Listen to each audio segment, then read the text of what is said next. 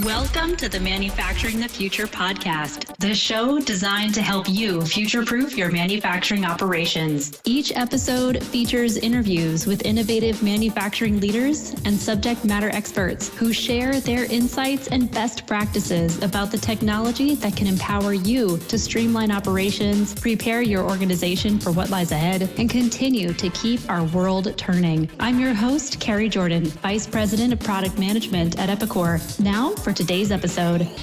Hey everyone, thank you for listening. Welcome to our show where we're getting to know the inspiring leaders who are transforming the manufacturing industry. Which brings me to today's guest. I am very happy to be speaking with Ben Gaskill. He's the co-founder at Everest Ice and Water Systems. Ben has over 25 years experience in his domain, and he's an expert in helping capital equipment organizations become very successful. Everest Ice and Water Systems has been growing very quickly with a 3-year revenue growth of 850%. It's a company manufacturing ice and water vending systems that's been in the business for nearly 20 years. But when it comes to the ice industry, they're doing things a little differently, and that's making all the difference. Ben, thanks so much for joining me. Thanks for having me, Carrie. I appreciate it. Absolutely. Well, I'm excited to talk with you today. Most of us probably have experience walking up to an ice vending machine, maybe to load up the cooler before a road trip or backyard barbecue, or maybe even, as business owners who've invested in ice and water vending machines. But tell us your story at Everest Ice and Water Systems. How'd you get started? Well, got started because, frankly, I saw a need. We believe that this is a space that can be easily disrupted. The way that ice is delivered to the end user today isn't much different than the way it was done in the 1800s. They used to chop up chunks of ice, throw it in the back of a horse and buggy and taking it to town. And today they're manufacturing ice in a large plant and putting it in a diesel truck and driving it all over town, which has a heavy carbon footprint. And then you end up with a product that's frankly old. What we believe is that ice and water vending is the way that ice will be delivered to the consumer in the future, that we can make a better product, fresh and on demand at the point of use where the customer is. So we really saw this as an opportunity and something that we believe is, again, the future of the way this will be done.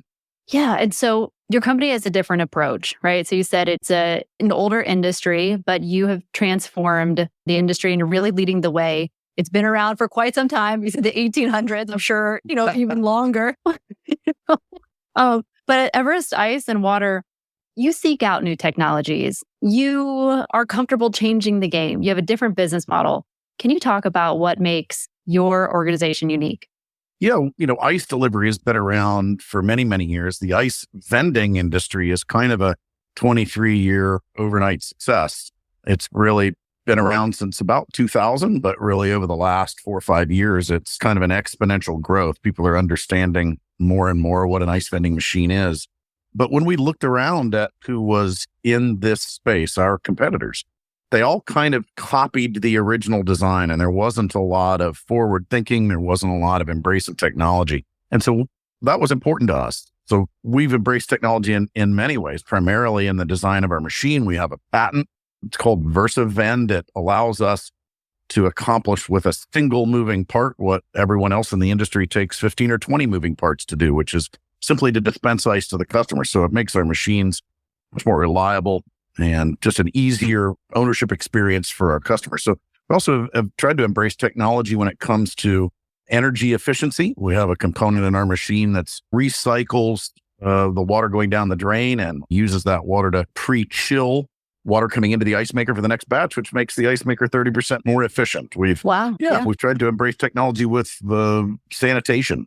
So we have a Everest Ice Shield, which is an ozone disinfection system to make sure that everything that is vended from our machines are safe. So in all those ways and more, we try and be forward thinking and not just do it the way it's always been done.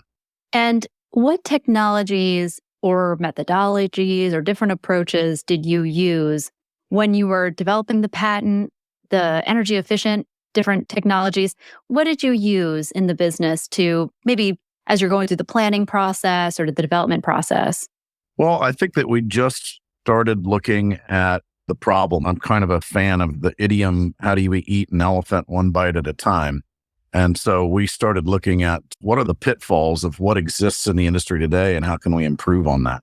And so when you look at, it's a better product made fresh and on demand, you want to make sure that it's safe for the consumer. That's a key component of this, is that the ice and the water that's delivered has been disinfected and it's safe for the people to use. So we started looking at that and trying to determine what technologies would allow us to solve that problem. And we were able to develop some that did just that. And same thing, I think being green is something that's super important. The way that ice is delivered today is the opposite of that. It's very heavy carbon footprint, diesel trucks driving all over the place. So we're already a much better alternative to that at making ice at the point of use, but we really wanted to take that a step further. How do we make it more energy efficient, which in turn results in less cost to the machine owner? So recycling energy seemed like a good place to start. And so we've been fortunate to hire some very bright people that have helped us along the way. I'd love to take credit, but it's not me. We just happen to be fairly good at assembling talent. That's interesting because, okay, so you're talking about being green, energy efficiency, and I've been doing some reading. It's not just, the energy efficiency and green. You also are focused on the community in different ways. So I understand Everest Ice and Water, you take great pride in being made in the USA. You even ensure components that are made by the company directly are sourced by American-owned companies. With such a focus on developing your local community, what kind of impact has that had on your business? Well, I'd like to think that on our business, it's certainly been positive. It's, once you set your mind that this is the way that we're going to run our business, then it's just a matter of, finding the best that we can find, the best that, our local community or even America has to offer and incorporating it into the machine. It's kind of, if you just are looking in the United States and that's the way you're going to run your business, then it just becomes a little easier. So I'd like to think we've had a good impact on our community. It certainly has had an impact on us. We're very fortunate that we're in an area where we have a major university in University of Central Florida where we can source great engineering talent. And we've got a good pool of manufacturing talent. Can be a challenge to make things in the United States when most companies are going the other way, but we certainly take pride in doing that. Yeah, absolutely. All right, let's talk about that incredible growth number, 850%. How have you done it? And as you've grown, what are some of the challenges that you faced? Well, growth always has multiple challenges. We need to ramp up our supply. And as everyone is aware in the world that we live in, last year, that was a big challenge, trying to make sure that our suppliers could keep up with our demand when they were struggling at the same time to source their own components. So we've diversified our supply chain. This is something that's super important to not be dependent on single source manufacturing. So not only do you have to go source one company that makes the part that you're looking for here in the United States, but you need more than one. So that certainly has been a challenge. And we've met that by, again, it's hiring people that are good at that. We've got a great purchasing team that's able to rise to those challenges. Staffing is certainly an issue. We're continually hiring. And, right now, America, and I don't know the number, but it's the lowest unemployment in 50 years. So it can be a challenge to find the people. So what we found is we're just going to have to pay a little bit more. We're going to have to be a company that understands good talent is worth paying for. So we take great pride in promoting from within. I think we ran on a streak of 8 or 10 hires in a row that were internal references. So people that worked at our company that said, hey, you might want to talk to my friend, family, associate, and bring them in. So, that certainly can be a challenge. Growth is a good problem to have, frankly, beats the alternative, right? So even just trying to find space to grow your company, coming out of the pandemic and as manufacturing is booming in the United States. So just trying to find a location, we're now in 4 separate buildings, all within about 1/8 of a mile of each other. We're about to take a 5th one on, and we've quadrupled our square footage in just a little over a year. So that's a challenge, finding, a place that you can conduct business. So we'd love to be everybody under one roof, but we had to grow in this fashion and it's worked for us. But that's a goal moving forward, that we'll have a big enough facility where everybody can be under one roof. But for right now, we've got, account management and service and manufacturing and sales and marketing are kind of in separate buildings, all kind of on the same campus. Got it. Okay, so as your team is continuing to grow, which by the way, congratulations, that is exciting. as you're continuing to grow and maybe they're in the different locations, how do you make sure everybody's on the same page? Do you have different applications that you use to make sure you're communicating with each other? Or maybe, even within the manufacturing operations, what's happening when, communicating with customers? Can you talk a little bit about the tools you use? Yeah, I think communication is key. So, we use things like Slack and Google Meet and Google Chat, and there's all sorts of things that we do internally so that, you're not having to get up and go to another building to ask a question. So we try and embrace technology as much as we can. And then we have lots of other programs, things like Fishbowl on the manufacturing side and Active Campaign as a contact resource management tool. And so we try and bring in technology. We use other programs on our service department so that they know, the history of clients. And so, the technology is out there. Certainly if you need an application, it's available. The challenge is to not become too heavy in that. So, you don't want to have a $20,000 a month bill for all the technology. You've got to be smart about it and what works for you. But we also try and foster a team environment. We have monthly lunches where we bring the whole company together and feed everybody lunch. We have it catered and we talk about the company and we recognize individuals that have gone above and beyond that are, employees of the month. We're big enough now where we can't just have one. And we do quarterly events, whether it's golf or bowling or what have you, just to foster a team environment and make sure that everybody understands, although we're in different buildings, that we're all part of the same team. That's really special to have that focus on the team because that makes all the difference, ensuring that they feel part of something bigger and have that kind of culture. That's great. 100%. Without employees, we're not a company. So, that we are as much as we can be employee focused. And when you mentioned your supply chain, that all of the suppliers that you work with are American owned, and it could come with its challenges, right? How do you communicate with your suppliers?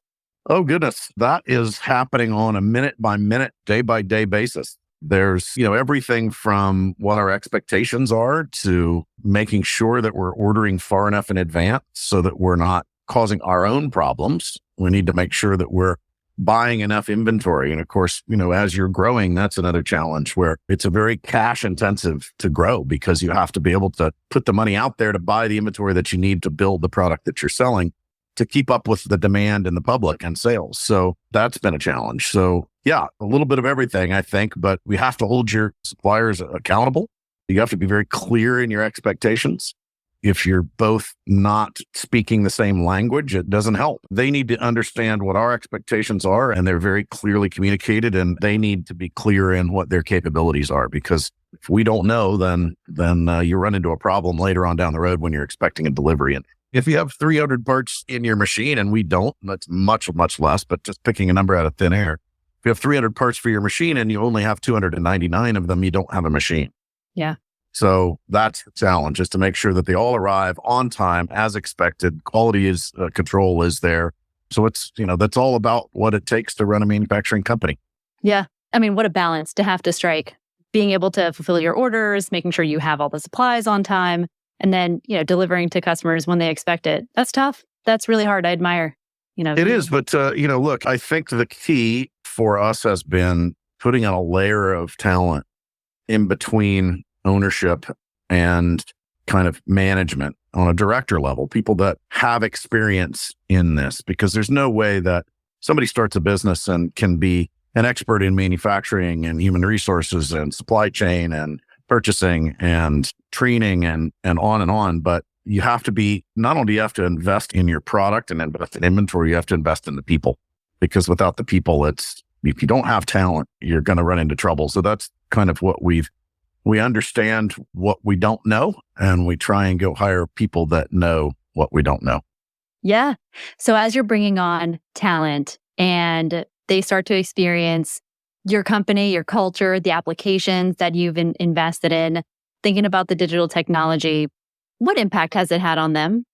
Well, I think technology is only as good as the people that are operating it, right? You can have the greatest program in the world, but if you're using it incorrectly, if you're not training people on how to use it, then you're not getting what you need out of that bit of technology. So it's super important that you understand who your employees are, you understand what their bandwidth is, you understand what their capabilities are, and that you don't lay in, for example, technology that's over people's head or too difficult to use. You want to make sure that the training is there. You want to make sure that it all talks to each other because that's a challenge.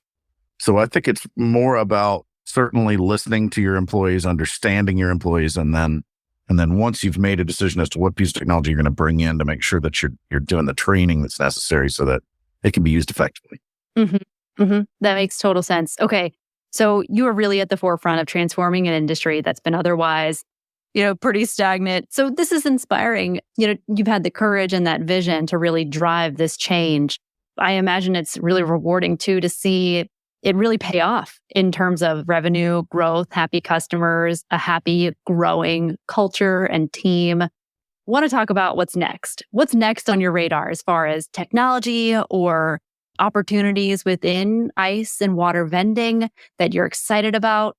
What do you see on the horizon? Well, I think the main thing that we're starting to see is interest in ice vending as an alternative to ice delivery from the largest chains. So we're engaged with quite a few of them. So I won't name names, but some of the largest chains that you can think of in those spaces, convenience and grocery, typically they've been kind of okay with just business as usual. We'll have ice delivered, we'll sell it, we'll just keep doing that. And they're now kind of aware of this new technology and a new way to do things, and they're starting to embrace it. They're asking for, quotes would be a simple term, but engaging with us to see how they can incorporate our technology into their stores. And we're not only seeing this in the United States, we're seeing this internationally. So it sometimes, like I said, 23-year overnight success, right? It takes a while for an idea to be out there and get to the point where it can be small enough, efficient enough, where it makes sense. And then it takes a little while for it to be adopted. But once it's adopted by one of these large chains, I think it'll go to all of them. The convenience and grocery is, of course, an incestuous business. They all know each other. And so as they see somebody doing it, then I think everybody will do it. So that's the exciting part. We're growing a segment of our business internationally that has never been there before. And so that's the next step, I think, is, look, we're going to do what we do every day. We're going to try and take over the world. No, I'm just kidding. We're excited because we've understood this opportunity for a very long time. And we're finally starting to see that people at the highest levels of the largest corporations that actually sell the product we make, ice, are starting to embrace this technology. And so that's the future, I think. And I firmly believe that just like Redbox for a while was where you would go get your videos, we think that the Everest Blue Box will be where you go to get your ice in the future. That is so exciting. I see that for you, especially with the foundation that you've built, the strong group of people, empowering them with technology. This is really exciting. Can I ask you, I think you've already shared quite a lot of advice, but yeah, what advice would you give to other manufacturing leaders or maybe those in the space who are also faced with, making maybe a risky decision with disrupting an industry, doing something different that hasn't been done before? What would you recommend? Well, I would tell you, typically without risk, there is no change. So that's the first thing. If you're not willing to absorb some risk, take on some risk, you probably shouldn't be in manufacturing. You probably shouldn't be in whatever space you're thinking about. But I think probably the biggest piece of advice is my business partner, Dan Doramal, and I work very well together. And one of the reasons is because what I bring to the table, sales and marketing, is not what he brings to the table, which is operations and accounting. So when we get together, we kind of make one great person. We're kind of two halves, right? So I think that it's important for people to understand what their shortcomings are, to be able to look in the mirror and say, hey, I'm good at this, but I'm not good at that. And then, hey, if you can find a partner that's got what you don't, that's great. But if you can't, you got to go out and hire it. You really just got to go find the people that bring to the table what you don't, because there's no way you're an expert at everything. And so that's probably my biggest piece of advice was, take some risk, be smart about it. Don't jump into the pool without a life preserver, but jump in the pool, and then try and surround yourself with talent that brings to the table what you don't. Great advice. Great advice. All right. Well, that was such a great conversation. As we wrap up, Ben, can you tell people where they could go to learn more about you or Everest Ice and Water? Absolutely. We've got a fantastic website. It's called everesticeandwater.com. You spell out the everestdysonwater.com. And you can take a look at our product. You can run calculations as to what type of ROI you might expect from owning one of our machines, or if you're a convenience store owner, what type of return or advantages can you have over your current ice delivery model? You can see our equipment. There's blogs, and we have a YouTube channel. There's just more information out there about us. If you wanted to research, I bet you could spend weeks with the amount of content that we have there to educate the consumer so that when they contact us, they know what they're looking for and that they know what we bring to the table. So I encourage anybody to take a look at us. Thank you so much. I think we'll all be on the lookout for those blue boxes. Thanks, Gary. I appreciate your time. Yeah. Well, thank you so much. Thank you to my guest, Ben Gaskill, the co-founder at Everest Ice and Water Systems. We all look forward to seeing what's next. Thank you. Thank you for listening to Manufacturing the Future, brought to you by Epicor. For the latest episodes, search for this show on your podcast platform of choice. Make sure to subscribe to get notified when a new episode is released. To learn more about Epicor, visit epicor.com.